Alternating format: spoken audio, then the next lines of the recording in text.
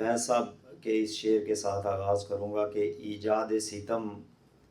حکمت خاصان زمیں ہے، تائید ستم مصلحت مفتی دین ہے، اب صدیوں کے اقرار و اطاعت کو بدل لیں، لازم ہے کہ انکار کا فرمان کوئی اترے۔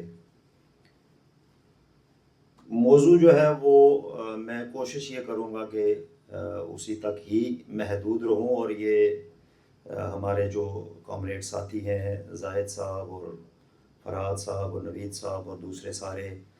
اور انور صاحب، میں آپ کو مبارکباد دینا چاہوں گا کہ آپ نے ایک اچھے موضوع کا انتخاب کیا، خاص کر جب آپ ریاست جموں کشمیر سے باہر ہیں تو آپ کے لیے ضروری ہے کہ آپ دنیا بھر سے ہمدردیاں لینے کی کوشش کریں، اور جو ہمارا خطہ ہے جس کو ساؤتھ ایشیا